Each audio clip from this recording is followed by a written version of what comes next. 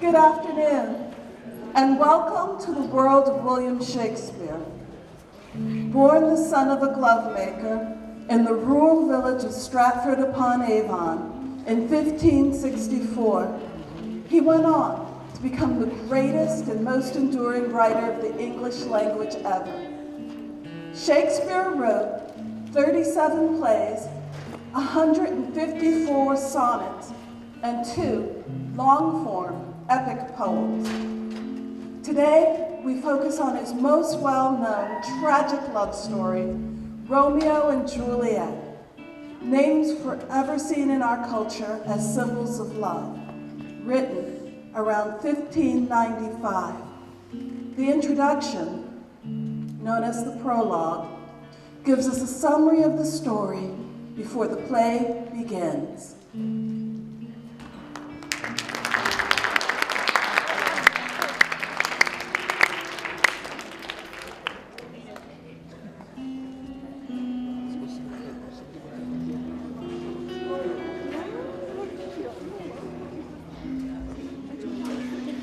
Two households, both alike in dignity, in fair Verona, where they are seen. From ancient grudge great to beauty, where civil blood makes civil hands unclean. From forth the fatal loins of these two foes, a pair of star-crossed lovers take their life, whose misadventure pity o'erthrows, do with their death bury their parents' strife. The fearful passage of their death-marked love, and the continuance of their parents' rage, which, what their children's end not could remove, is now to our traffic of our stage. The which, if you with patient ears attend, what fears shall miss, our toil shall strive to mend.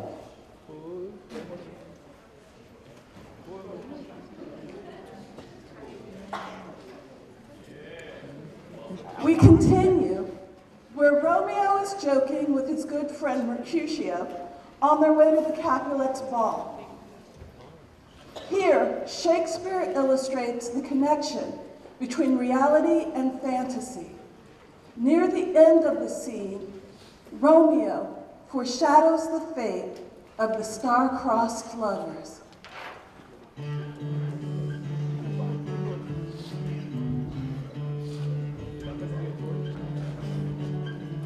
I dreamed a dream tonight. And so did I. Well, what was yours? The dreamers often lie. In bed asleep where they do dream things true? Oh, I see Queen Mab hath been with you. She is the fairy's midwife, and she comes in shape no bigger than an agate stone on the forefinger of an alderman, drawn by a team of little atomies athwart men's noses as they lie asleep. Her wagon spokes are long spider's legs, the cover of the wings of grasshoppers, the traces of the smallest spider's web, the collars of the moonshine's watery beams, her whip of cricket bone, her lash of film, her wagoner a small gray-coated gnat, not so big as a round little worm pricked from the lazy finger of a maid. Her chariot is an empty hazelnut, made by the joiner's squirrel or old grub, time out of mind the fairy's coachmakers. And in this state she gallops night by night through lovers' brains, and then they dream of love, or courtiers' knees who dream on curtsies straight, or lawyers' fingers who straight dream on fees, or ladies' lips who straight on kisses dream, which oft the angry Mab with blisters plagues, because their breaths with sweetmeats tainted are. Sometimes she gallops o'er a courtier's nose, then dreams he of smelling out the suit. Sometimes comes she with a tight pig's tail, tickling a parson's nose as he lies asleep, then he dreams of another benefice. Sometimes she driveth over a soldier's neck, then dreams he of cutting foreign throats, breeches and muscados, Spanish blades of helps 5 fathom deep, and then, anon, drums in his ear, at which he starts and wakes, and being thus frighted, swears a prayer or two, and sleeps again. This is that merry Mab that plats the manes of horses in the night, and bakes the elf-locks and foul sluttish hairs which once untangled much misfortune bows. This is the hag, when maids lie on their backs, that presses them and learns them first to bear, making them women of good carriage. This is she. Peace, Mercutio, peace. Thou talk'st of nothing. This wind you talk of blows us from ourselves. Supper is done. We shall come too late. I fear too early. For my mind misgives some consequence, yet hanging in the stars, should bitterly begin this fearful date with this night's revels, and expire the term of a despised life closed in my breast by some vile forfeit of untimely death. But he that hath the steerage of my course, direct my sail. On, lusty gentlemen.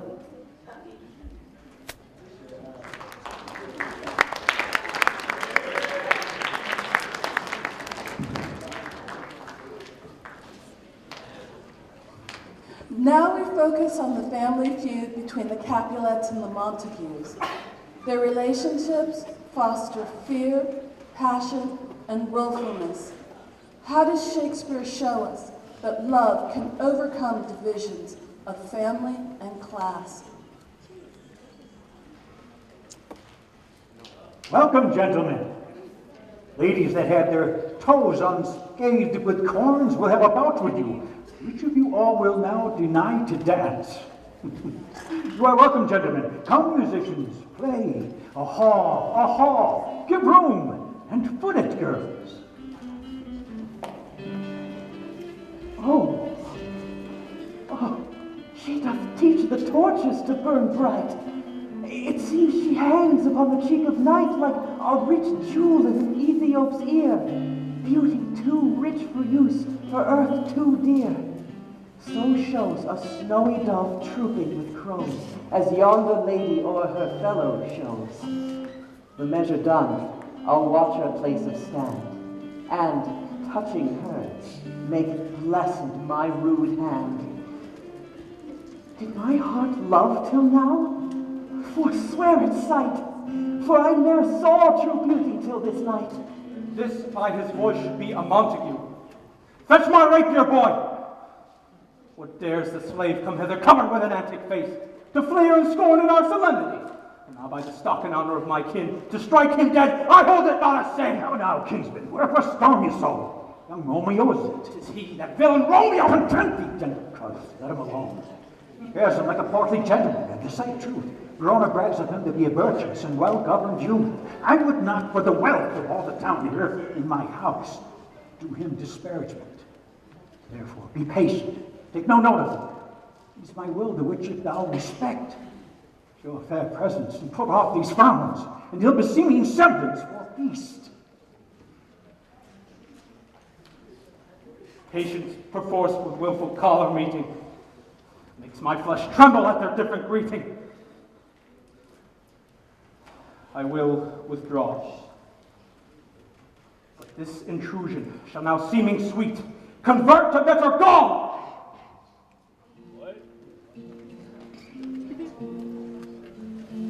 If I profane with my unworthiest hand this holy shrine, the gentle fine is this: my lips, two blushing pilgrims, ready stand to smooth that rough tongue with a tender kiss. Good pilgrim, you do wrong your hand too much. Which mannerly devotion shows in this? For saints have hands that pilgrims' hands do touch, and palm to palm is holy palmer's kiss.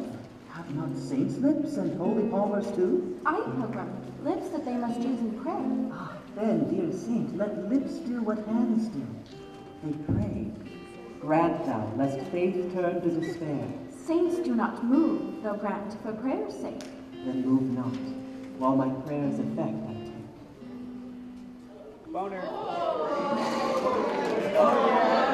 Thus, from my lips, by yours my sin is purged. Then have my lips the sin they have took? Sin from thy lips? Trespass sweetly urged, give me my sin again. You kiss by the book. Ha-ha!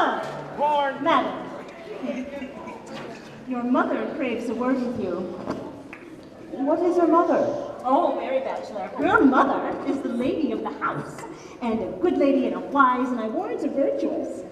I nursed her daughter that she talked with all. I tell you, he that can lay hold of her shall have the chicks. Is she a Capulet? Oh, dear Count, my life is my foe's debt. Come hither, nurse. What's he that follows there? If he be married, my grave is like to be my wedding bed. His name is Romeo, and a Montague, the only son of your great enemy. My only love sprung from my only hate, too early seen unknown, and known too late. Prodigious birth of love it is to me that I must love a loathed enemy.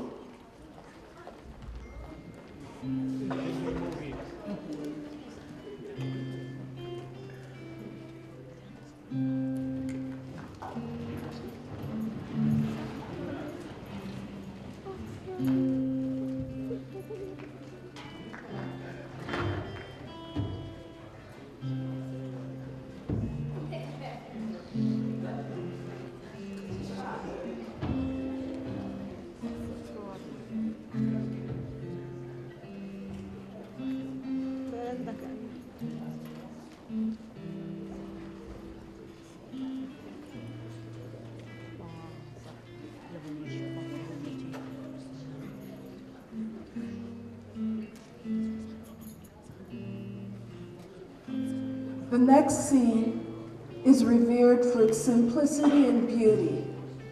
How many images relating to light can you find as the love of Romeo and Juliet blossoms? Find out in the first balcony scene. But soft, what light through yonder window breaks. It is the east, and Juliet is the sun. Arise, fair sun, and kill the envious moon, which is already sick and pale with grief, that thou, her maid, art far more fair than she. Be not her maid, since she is envious. Her vestal livery is but sick and green, and none but fools do wear it. Cast it off. It is my lady. Oh, it is my love. Oh, that she knew she were. She speaks, yet says nothing. What of that? Her eye discourses. I will answer it. Oh, I am too bold. 'Tis not to me she speaks. Two of the fairest stars in all the heaven, having some business, do entreat her eyes to twinkle in their spheres till they return. What if her eyes were there, they in her head? The brightness of her cheek would shame those stars as daylight doth a lamp. Her eyes in heaven would through that airy region stream so bright that birds would sing and think it were not night. Oh, see how she leans her cheek upon her hand. Oh, if I were to love upon that hand, that I might touch that cheek. I mean, Oh, she speaks. Oh, speak again, bright angel. For thou art as glorious to this night, being o'er my head, as is a winged messenger of heaven unto the white upturned wondering eyes of mortals who fall back to gaze on him, as he bestrides the lazy pacing clouds and sails upon the bosom of the air. oh Romeo, Romeo, wherefore art thou Romeo? Deny thy father and refuse thy name, or if thou wilt not, be but sworn my love and I'll no longer be a Capulet. Shall I hear more, or shall I speak at this? 'Tis but thy name that is my enemy. Thou art thyself, though not a Montague. What's Montague? It is not hand, nor foot, nor arm, nor face, nor any other part belonging to a man. Oh, be some other name. What's in a name? That which we call a rose by any other name would smell as sweet. So Romeo would, were he not Romeo called, retain that dear perfection which he owes without that title. Romeo, doff thy name, and for that name which is no part of thee, take all myself. I take thee at thy word. Call me but love, and I'll be new baptized. Henceforth I never will be Romeo. What man art thou that thus bescreened a knight so stumblest on my counsel? By a name I know not how to tell thee who I am, for my name, dear saint, is hateful to myself, as it is an enemy to thee. Had I it written, I would tear the word. My ears have not yet drunk 100 words of that tongue's utterance, yet I know the sound. Art thou not Romeo and a Montague? Neither, fair saint, if either thee dislike. How camest thou hither, tell me, and wherefore? The orchard walls are high and hard to climb, and the place death, considering who thou art, if any of my kinsmen find thee here. With love's light wings did I o'erperch these walls, for stony limits cannot hold love out. And what love can do, that love dares attempt. Therefore thy kinsmen are no let to me. If they do see thee, they will murder thee. Alack, there lies more peril in thine eye than 20 of their swords. Look thou but sweet, and I am proof against their enmity. I would not for the world they saw thee here. I have night's cloak to hide me from their sight. And but thou love me, let them find me here. My life were better ended by their hate than death for all, wanting of thy light. By whose direction foundst thou out this place? By love, who first did prompt me to inquire. He lent me counsel, and I lent him eyes. I am no pilot, yet wert thou as far as the vast shore washed with the farthest sea, I would adventure for such merchandise. Thou knowest the mask of night is on my face, else would a maiden blush bepaint my cheek. For that which thou hast heard me speak tonight, fain would I dwell on form. Fain, deny what I have spoke, but farewell compliment. Dost thou love me? I know that wilt say aye, and I will take thy word, yet if thou swearest, thou mayest prove false. At lovers' perjuries, they say Jove laughs. O gentle Romeo, if thou dost love, pronounce it faithfully. Or if thou thinkst I am too quickly won, I'll frown and be perverse and say thee nay, so thou wilt woo, but else not for the world. In truth, fair Montague, I am too fond, and therefore thou mayest think my behavior light. But trust me, gentlemen, I'll prove more true than those that have more cunning to be strange. I should have been more strange, I must confess, but that thou overheardst ere I was ware my true love's passion, therefore pardon me, and not impute this yielding to light love which the dark night hath so discovered. Lady, by yonder blessed moon, I swear. Oh, swear not by the moon, the inconstant moon that monthly changes in her circled orb, lest that thy love prove likewise variable. Well, what shall I swear by?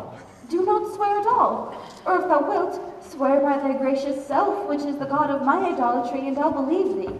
I swear by my heart's dear love. Well, do not swear. Although I joy in thee, I have no joy of this contract tonight. It is too rash, too unadvised, too sudden, too like the lightning which doth cease to be ere one can say it lightens. Sweet, good night. This bud of love by summer's ripening breath may prove a beauteous flower when next we meet. Good night, as sweet repose and rest come to thy heart as that within my breast. Oh, wilt thou leave me so unsatisfied? What satisfaction canst thou have tonight? The exchange of thy love's faithful vow for mine. I gave thee mine before thou didst request it, and yet I would it were to give again.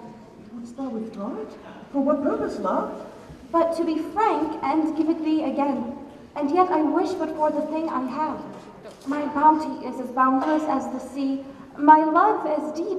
The more I give to thee, the more I have, for both are infinite. Here's some noise within. Dear love, adieu. Anon, good nurse. Sweet Montague, be true. Stay but a little, I will come again. Oh, blessed night. I am afeard. Being in night, all this is but a dream. Too flattering sweet to be substantial. 3 words, dear Romeo, and good night indeed. If that thy bent of love be honorable, thy purpose marriage, send me word tomorrow by one that I'll procure to come to thee, where and what time thou wilt perform the rite. And all my fortunes at thy foot I'll lay, and follow thee, my lord, throughout the world. Madam! I come anon, but if thou mean'st not well, I do beseech thee. Madam! By and by I come, to Cease thy suit, and leave me to my grief. Tomorrow will I send. So thrive my soul. 1,000 times good night. يا سلام 1,000 times the worse to want thy light. يا سلام Love goes toward love as schoolboys from their books. But love from love, toward school with heavy hooks. Romeo! Psst. Oh, for a falconer's voice to lure this tassel gentle back again. Bondage is hoarse, and may not speak aloud, else would I tear the cave where echo lies, and make her airy tongue more hoarse than mine with repetition of my Romeo's name. It is my soul that calls upon my name. How silver sweet sound lovers' tongues by night, like softest music on a tending ear. Romeo! My dear, What tomorrow shall I send to thee? at the hour of 9. Will not fail. 'Tis 20 year till then. I have forgot what I did call thee back. Let me stand here till thou rememberest. I shall forget to have thee still stand there, remembering how I love thy company. And I'll still stay, having thee still forget, forgetting any other home but this. 'Tis almost morning.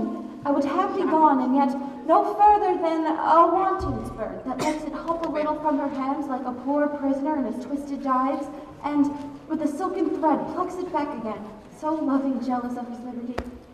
Would I were thy Sweet, so would I, and yet I should kill thee with much cherishing. Good night, good night. Parting is such sweet sorrow that I shall say good night till the morrow. بلش هذول ما يسمعون ما في احترام ما في اخلاق Sleep dwell upon thine eyes, peace in thy breast. Were I sleep in peace, so sweet to rest. Hence will I to my ghostly father's cell, his help to crave and my dear hap to tell.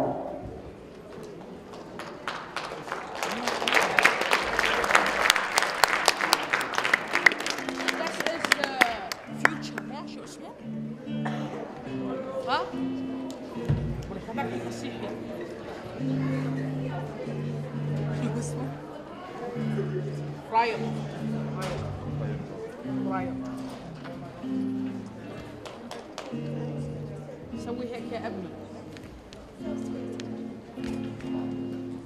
Before the next scene begins, Romeo secretly marries Juliet and Friar Lawrence's son. Notice the difference between Tybalt's angry and violent personality as contrasted with Romeo's love. How does Romeo show his reluctance to fight? And what makes him change his mind?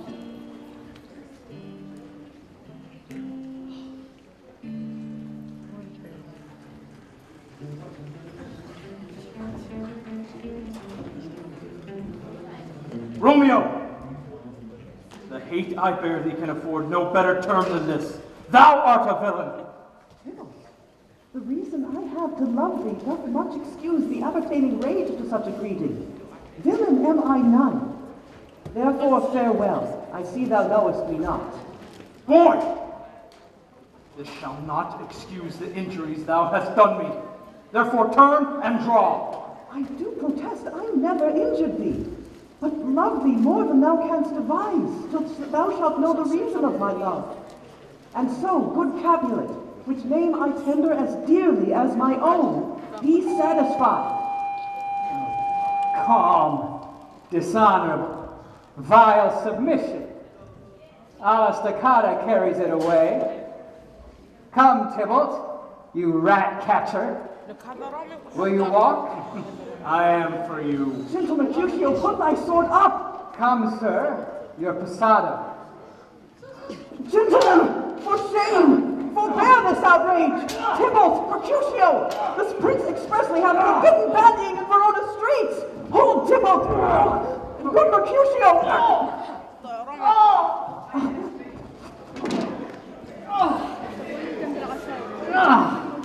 Where's the blood? Please let me see the blood.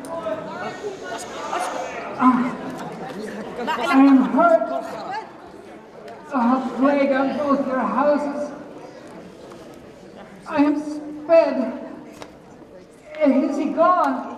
Hath nothing. Courage, man. The hurt cannot be much. A scratch. A scratch. Oh. Mary, it's enough. It's not so deep as a well, or wide as a church door. But 'tis enough. 'Twill serve. Oh. Why the devil came you between us? I was hurt under your arm. I thought all for the best. Ask for me tomorrow. You shall find me a grave man. Oh, help me into some house. I shall faint.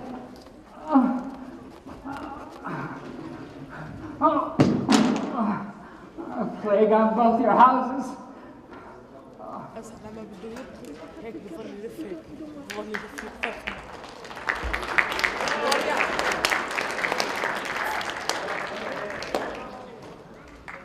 This gentleman, the prince's near ally, my very friend, had got his mortal hurt on my behalf. My reputation stained with Tybalt's slander. Tybalt, that an hour hath been my kinsman. Oh, dear Juliet, thy beauty hath made me effeminate, and in my temper softened valor's steel.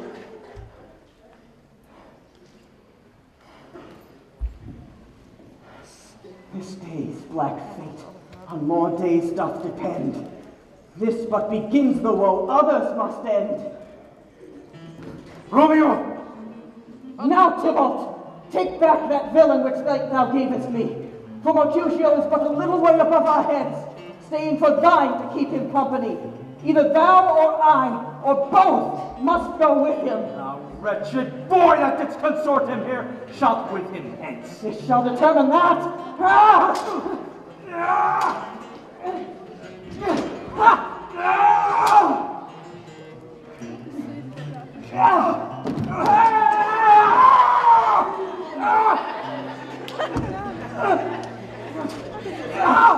الله يستر. جربي. Oh, I am fortune's fool!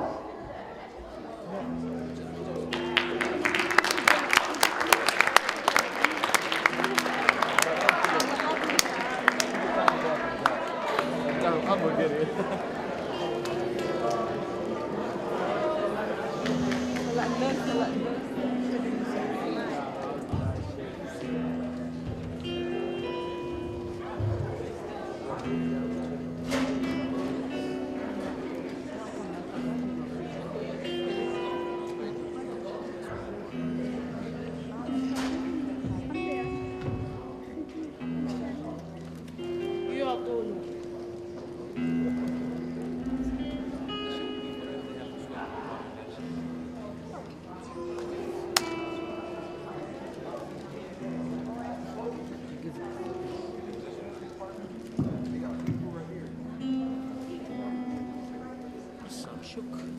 Now we see another side of Romeo that shows his youth and impetuousness. Why does Romeo want to end his life?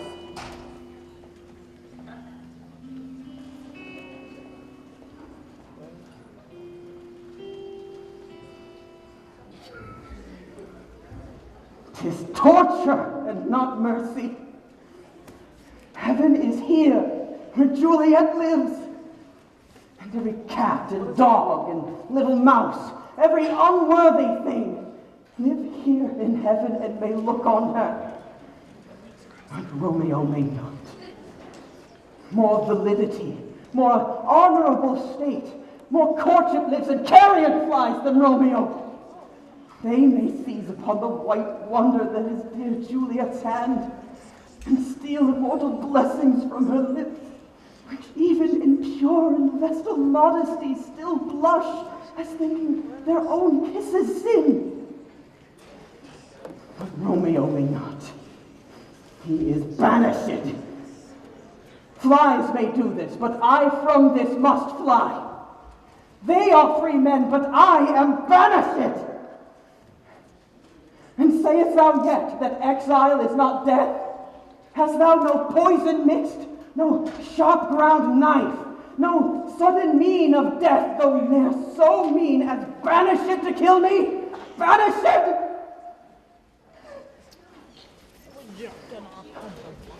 Oh, flyer! The damned use that word in hell! Howlings attend it! Hast thou the heart, being a divine, a ghostly confessor, a sin absolver, and my friend professed to mangle me with that word, banished! Hold thy desperate hand! Art thou a man? Thy form cries out, thou art? Thy tears are womanish. Thy wild acts denote the unreasonable fury of a beast. Unseemly woman and a seeming man, or ill-beseeming beast and seeming both. Go, get thee to thy love as was decreed. Ascend your chamber hence and comfort her. But look thou stay not till the watch be set, for then thou canst not pass to Mantua, where thou shalt live, till we can find a time to blaze your marriage, reconcile your friends, beg pardon of the prince, and call thee back with 1,000 times more joy than thou went forth in lamentation.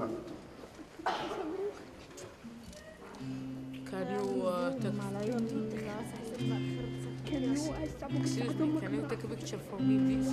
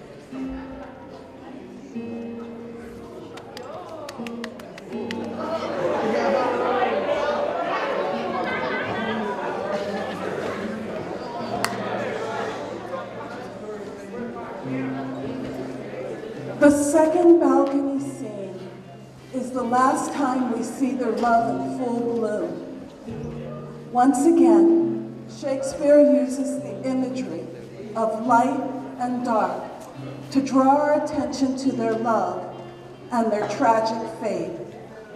How is this scene different from the first one?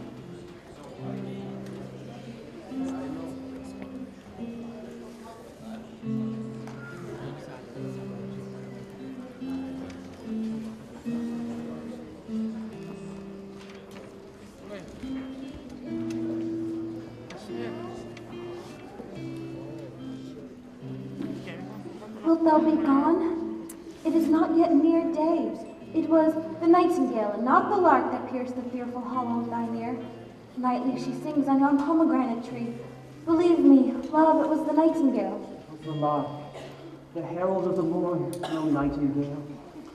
Look, love, what envious streaks do lace the severing clouds in yonder east. Night's candles are burnt out, and jocund day stands tiptoe on the misty mountain tops. I must be gone and live, or stay and die. Yond light is not daylight. I know it light. It is some meteor that the sun exhaled to be to thee this night, a torchbearer, and to light thee on thy way to Mantua.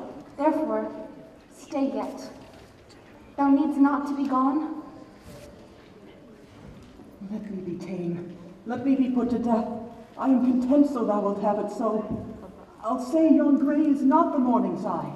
'Tis but the pale reflex of Cynthia's brow. No, that is not the lark, whose notes do beat the vaulty heaven so high above our heads. I have more care to stay than will to go. Come, death, and welcome. Juliet wills it so. What is it, my soul? Let's talk, it is not vain. It is. Hie hence, be gone, away. It is the lark that sings so out of tune, straining harsh discords and unpleasing sharps. Some say the lark makes sweet division. This doth not so, for she divideth us. Some say the lark and loathed toad change eyes. Oh, now I would they had changed voices too, since arm from arm that voice doth us affray, hunting thee hence with hunts up to the day. Oh, now be gone. More light and light it grows. More light and light, more dark and dark our woes. Madam, your father is coming to your chamber. The day is broke. Be wary. Look about. Then, window, let day in, and let light out. Farewell. Farewell. One kiss, and I'll descend.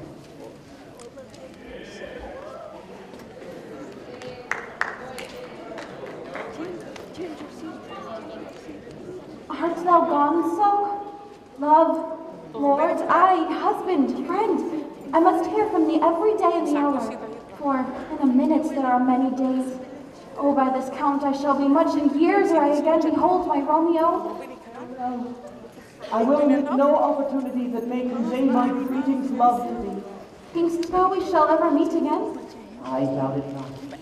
And all these woes shall serve for sweet discourses in our private tongue. Oh God, I have an ill divining soul. Methinks I see thee now thou art below as one dead in the bottom of a tomb. And trust me, love, in my eyes so do you. Dry sorrow drinks our blood. Adieu, adieu.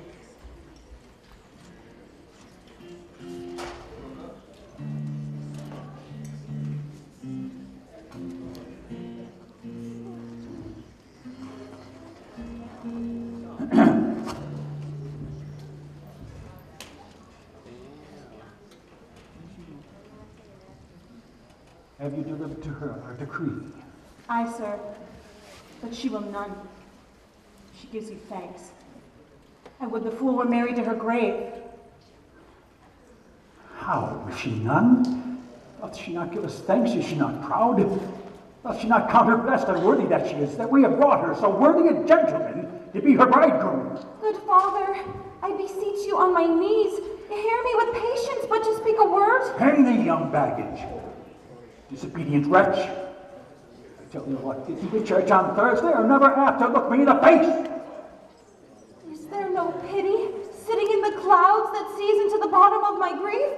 Delay this marriage for a month, a week, or if you do not, make the bridal bed in that dim monument where Tybalt lies. Scarce thought us blessed. God had lent us but the only child. And now I see this one as one too much. Let me have a curse in having her. God in heaven bless her! You are to blame, my lord, to rate her so! Peace, you mumbling fool.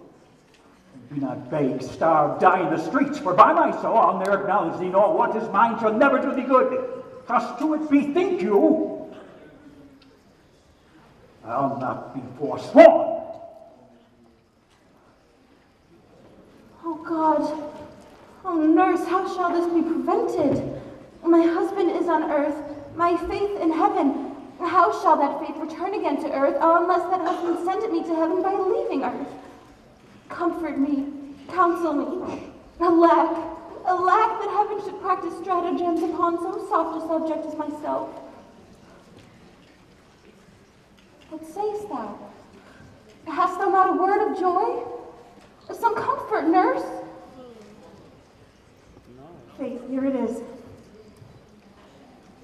Romeo is banished, and all the world to nothing. He dared ne'er come back to challenge you.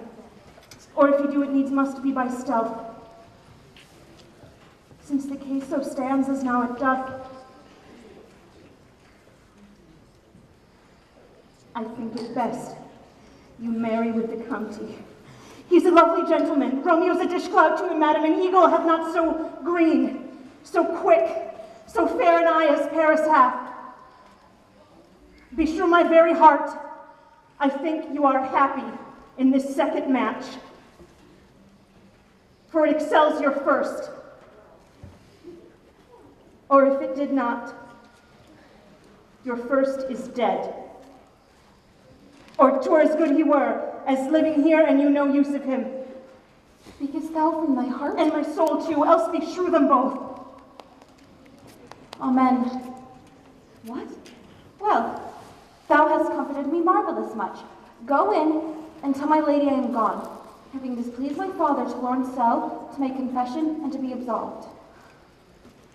Marry, I will, and this is wisely done. Aged damnation! O most wicked fiend! Is it more sin to wish me thus forsworn, or to dispraise my lord with that same tongue which hath praised him with above compare so many 1,000 times? Go, counselor! Thou and my bosom henceforth shall be twain. I'll to the friar to know his remedy. If all else fails, myself have power to die.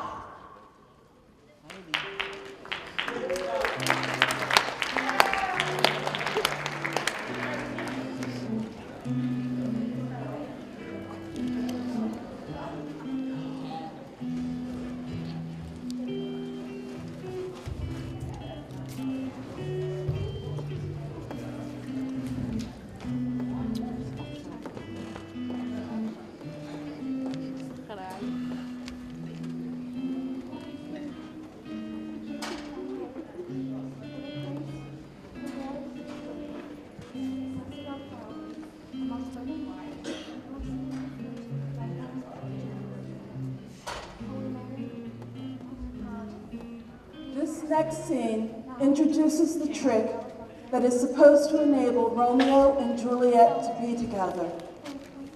What is Shakespeare trying to tell us about the nature of deception and truth? Hold, daughter, I do spy a kind of hope. Go home, be merry, give consent to marry Paris. Take thou this vial, being then in bed, and this distilled liquor drink thou off. For no pulse shall keep his native progress, but cease. Thou shalt continue 42 hours, and then awake as from a pleasant sleep. Now, when the bridegroom in the morning comes to rouse thee from thy bed, there art thou dead. In the meantime, against thou shalt awake, shall Romeo by my letters know our fate. Give me strength, and strength shall help afford. Farewell, dear father.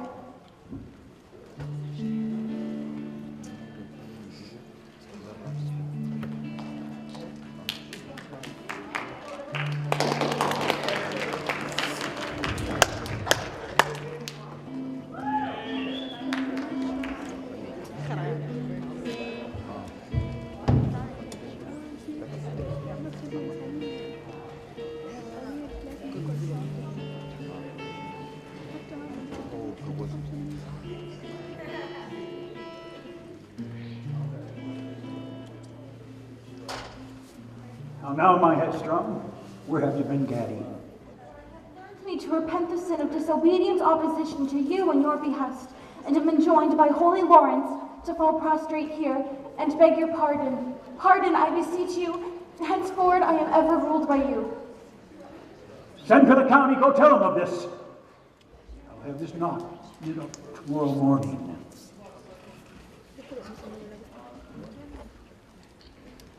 Farewell. God knows when we shall meet again.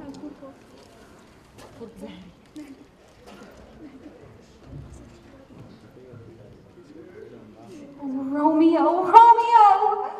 Here's drink. I I drink to thee.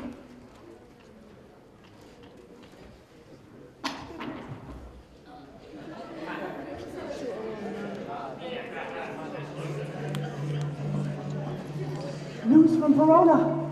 How now, nurse? Hast thou not bring me letters from the friar? How is my lady? Is my father well? How fares my Juliet? This I ask again, for nothing can be ill if she be well. She is well. Nothing can be ill. Her body rests in Keppel's monument, and her immortal part with the angels lives. I saw her laid low in her kindred's vault, and presently took haste to tell it you.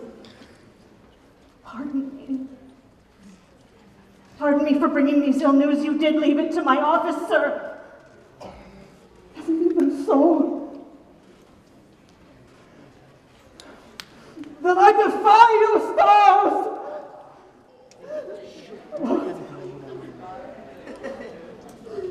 Thou knowest my lodging. Get me ink and paper, and hire post horses. I will hence tonight. Well, Juliet, I will lie with thee tonight.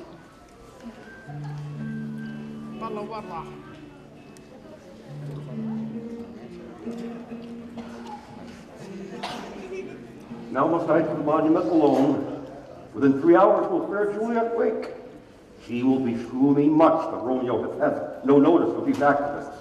But I will write again to Mantua and keep her at my cell till Romeo comes. Poor living corpse closed in a dead man's tomb.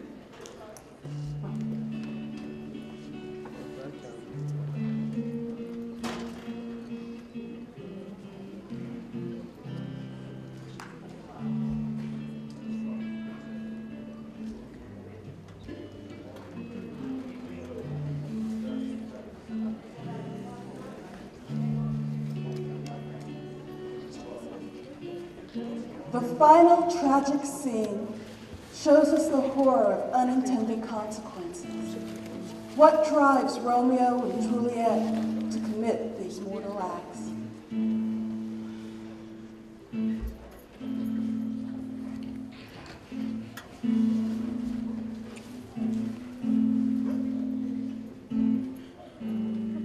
How oft when men are at the point of death have they been married? Their keepers call a lightning before death. Oh, how may I call this a lightning? Oh, my love, my wife. Death, that hath sucked the honey of thy breath, hath no power yet upon thy beauty. Thou art not conquered. Beauty's ensign yet is crimson in thy lips and in thy cheeks. And death's pale flag is not advanced there. Tybalt, liest thou there in thy bloody sheet? Oh, what more favor can I do to thee than with that hand that cut thy youth in twain to sunder his that was thine enemy? Forgive me, cousin. Oh, dear Juliet, why art thou yet so fair? Shall I believe that unsubstantial death is amorous, and that the lean, abhorred monster keeps thee here in dark to be his paramour? For fear of that, I still will stay with thee, and never from this palace of dim night depart again. Here shall I remain, with worms that are thy chambermaids. Oh, here shall I set up my everlasting rest, and shake the yoke of inauspicious stars from this world-weary flesh. Eyes, look your last. Arms, take your last embrace. And lips, oh, you, the doors to breath, seal with a righteous kiss.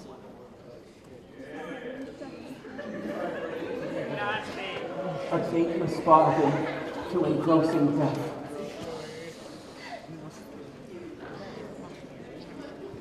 Come, bitter conduct. Come, unsavory guide. Now desperate pilot. Now at once run on the dashing rocks thy seasick weary bark. Here's to my love.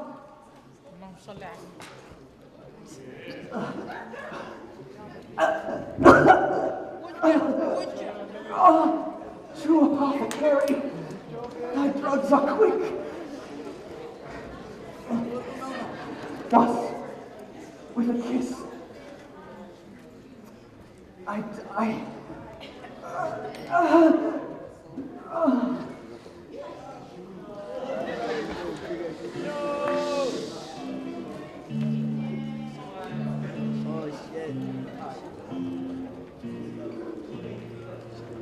Where is my lord? I do remember well where I should be.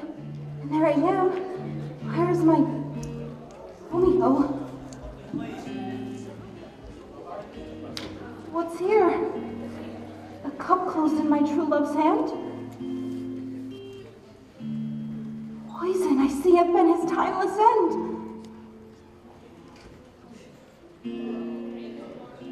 Oh, churl, drunk all and left no friendly drop to help me after? Oh, kiss thy lips. Haply some poison yet doth hang on them to make dye with a restorative.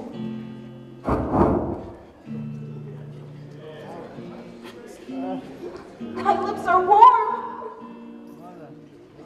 Yea, noise. Then I'll be brief.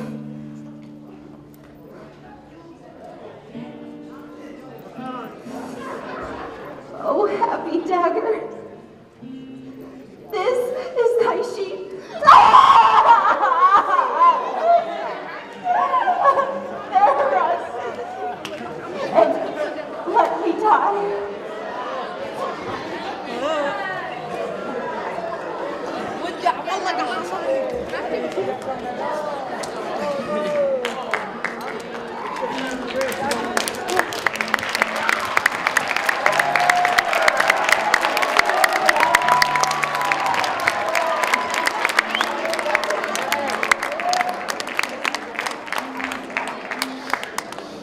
A glooming peace this morning when it breaks. The sun, for sorrow, will not show his head. Go hence, to have more talk of these sad things. Some shall be pardoned, and some punished. For never was a story of more woe than this of Juliet and Romeo.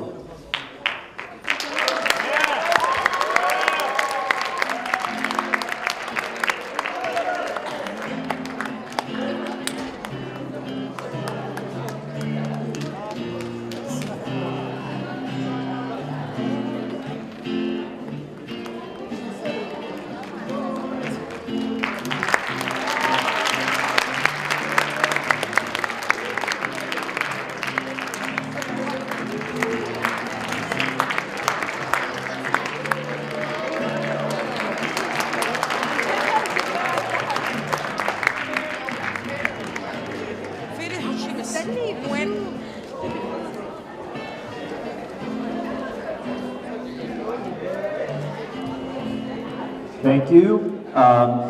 If we could have house lights so that we can see you.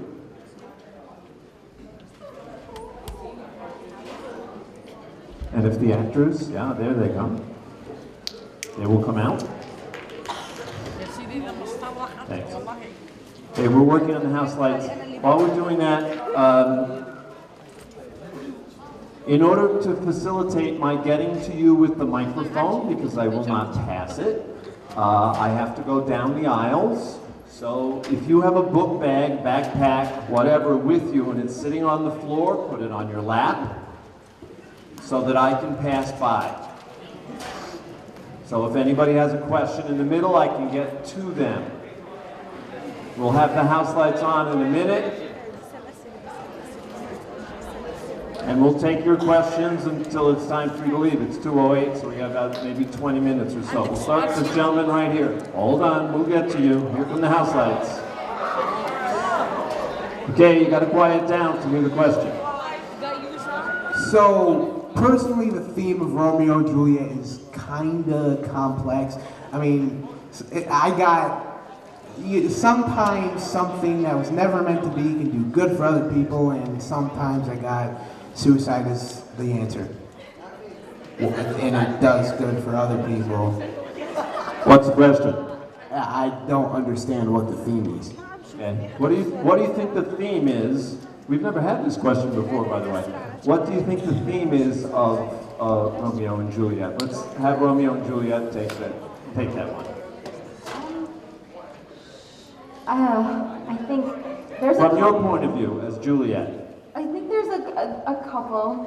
What I see personally for my character is kind of a coming of age thing.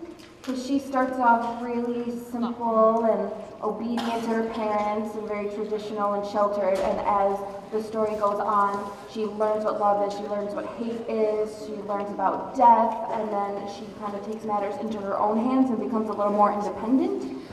So, I mean, it only happens in the course of 3 days, but I think she's exposed to a lot in that time that really changes her development as a person until she dies. Thank you. Romeo?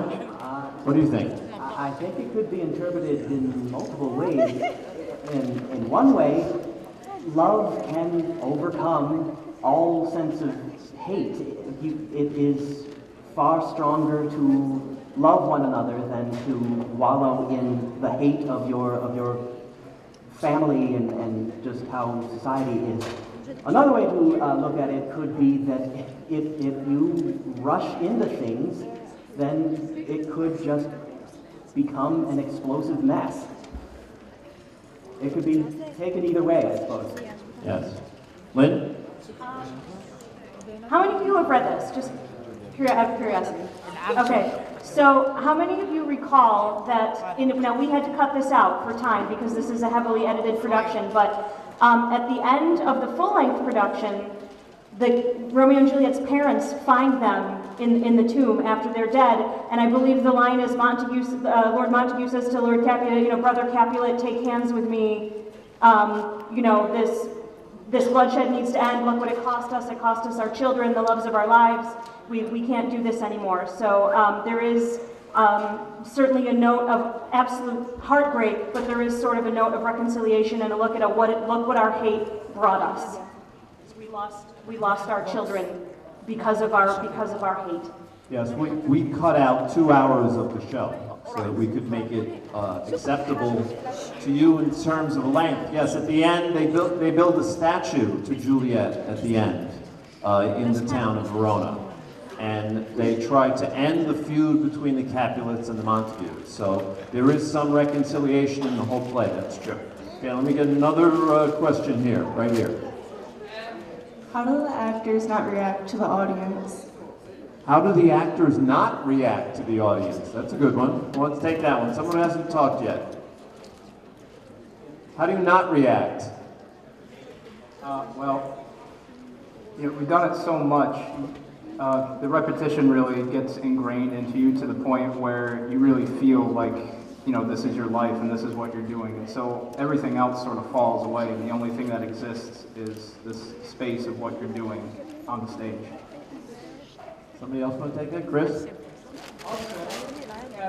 I react because a great audience can really feed a performance because you can feel it when you're up here, especially if you're in a comedy or something. When someone laughs, you take the pause, wait for it to slowly die down, and then you start. You have to listen because otherwise people cannot hear what's going on. So there's a bit of interplay, and a great audience makes for a better show. Okay, another question? Another question? Let's try this gentleman in the middle. We'll test my theory. So I need to come down. You need to put that book bag up, please. Thank you. You got the question? You do, sir? Okay. It's like tough for the audience. So like, how do you like deal with like performing like this? Like, is it hard? Is it hard to perform? Sorry. Who wants to answer that? Is it hard to perform in conditions, in these conditions? Is it hard to perform as opposed to other times you perform? It's challenging. I mean, it's very fun in its own way. It's very different than a traditional performance where the audience comes to you and in your theater and everything. It's good for, it keeps it fresh. It's good for your adrenaline because when we get into a space, we don't know what we're walking into. We don't know what the stage is like. We don't know where we're going to get dressed. We don't know how the sound is. We don't know how the lights are. So it makes us, we have to make very fast decisions on our feet about how we're going to present the show to you. So it's very exciting. It is very exciting. It's never the same. It's certainly not boring. You know, it is a challenge and it is exciting. Somebody else want to take that? Tony? I find it exciting, but not in a fun way. I find it kind of stressful because coming onto a stage, you know, it's unfamiliar. You know, I don't feel at home on it, and I like to be familiar with the area that I'm working in. You know. I think as an actor, I can say, although I didn't act in this show, as an actor, it's a lot easier to do it in a space that you're familiar with, that you've rehearsed in. The space we rehearsed in is nothing like this space, nothing like it. It's very small. It's maybe as big as half of this section. And that's where we rehearsed it. But we've been doing it for, some of the actors up there have been doing this for almost 10 years, I would say, right? Yeah, we've been going into schools for many, many years. So let me take a question. Okay, I'll take you right here. Okay, calm down. There are a lot of hands up. Calm down. This moment is good for me. What year was this made? Oh, what year was the show made? Actually, if you were listening at the beginning, the narrator told you when the play was written. It was around 1595, is that correct? Yeah. 1595 is when it was written. So it's more than 400 years ago. Yeah, Shakespeare was born 1564, so 454 years ago. Okay. Let me take one up there. I didn't take any in the back. I'll come back. I'll come back. Coming around. Excuse me, what are ya? What are ya? Get my steps in.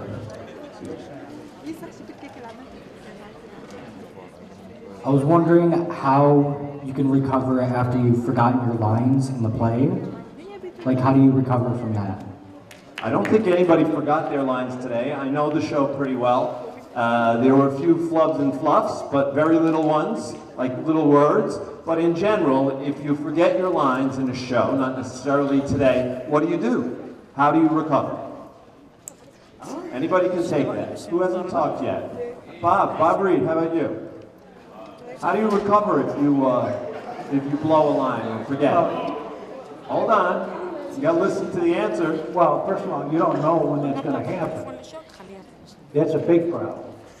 And when it happens, you've got a bigger problem because you can't make up Shakespeare, especially Shakespearean words and the way he made his sentences back then. You can't try to do it other ways. So it's difficult. It is a problem for an actor. That's true. It's called going up on your lines. That's what the expression is, going up on your lines. Somebody else want to take it? Go ahead, Ethan. Well, normally you have to realize for a split second that it happened, and then so the other person will hopefully notice that happened too and pick up on it and go immediately into the next line of what was supposed to be said and seamlessly sort of transition the scenes together. Yeah, most actors know about something called the 5-second rule. I know you think that's about something dropping on the floor and whether you can pick it up and eat it, which I wouldn't recommend for any seconds. But on stage, if there's silence more than 5 seconds, the audience gets very uncomfortable. So the 5-second rule means if the actor hasn't said their line in 5 seconds, you jump in with the next line, the one you know, and just advance the scene. So there's no dead space. Okay, I'm going to get this person here in the middle. Okay, coming by. Can you move back, please? Thank you. It was this gentleman. I was coming for him. I'm coming for him. How do you choose, like, which parts of the play to... How do you choose what? You choose what part of the plays to... Okay, I'll answer that one. What we did when I happened to edit this version of the play, and what I did was try to preserve as much of the Romeo and Juliet story as possible. Obviously, the title characters in the show are the most important characters in the show. You would be very disappointed if there was no balcony scene, if there was no kissing, if they didn't appear in the bedroom together. That would be disappointing to the audience and wouldn't really be telling the story, because the story is basically about their love. That's what the story is about. So, yes, the scene where they were under the covers together, that was Juliet's bedroom, yes. Yeah. So, yes, so that's the main part of the story that we told, and we tried to tell as much as we could in an hour of script with as few actors as possible, because we couldn't have the 30-something actors that would be in the whole script and do a 3-hour production of the show. How are we doing on time? We have 7 minutes left, so I can take a few more questions. Why does one of your characters like wobble when she walks? I think it's an inappropriate question, but Anne, if you let, she wants to know why you don't walk exactly straight. You want to tell her?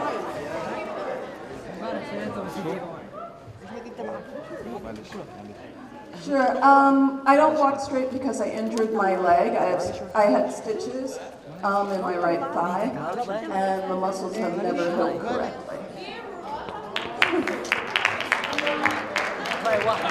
Thank you. As you know, people have abilities and disabilities, and even actors have abilities and disabilities, and they learn to overcome them. So that's why that happens. Thank you very much, Anne. How much time does it take to practice? How much time does it take to practice was the question, and the answer is we did this in 11 rehearsals. It's a very short time period to rehearse a show, 11 rehearsals, but because at least half the cast has done this show before, even though it's in different roles, they know how I work and how we work together. So that's why we could do it in so few rehearsals. Okay, we'll try you. I did this program with the... Hold on. We can't have questions if you're talking because you won't hear the question or the answer. So you need to calm down. Thank you. I did this program at the Red House last week, and my teacher said that some of you might know him. I was wondering if any of you knew Chris Coffey. Yes, many of them do. Although, no, I won't say it. I won't say it. I don't know Chris Coffey, so I can't say anything about it. Let me come over here on this side. Let's try you. How long did it take to learn Shakespeare language? Okay, how long did it take you to learn to say the lines in Shakespearean language? It is a lot like learning another language in itself. I mean, I still stutter over my words every so often while doing it, but I've been with the group for a few years now, and it's taken a good while to get used to the way Shakespearean poetry and dialogue. Calm down. Hold on, Jess. You know,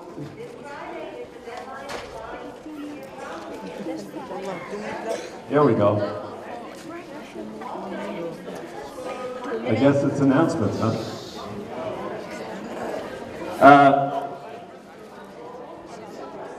We can't have answers to questions if you're talking. It just doesn't make any sense. We respect you and listen to your question. You need to respect them and listen to their answer. That means you don't talk. You just listen.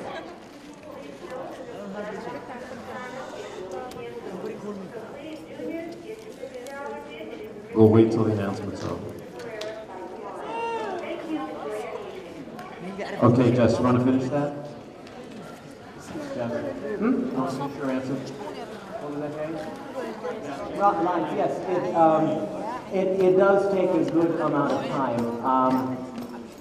I would spend a long time just going over the words, learning what these phrases mean. They tend to mean the same thing you would mean in regular English, just with a lot more words and syllables. But it takes a little while, but it can be pretty fun once you learn them.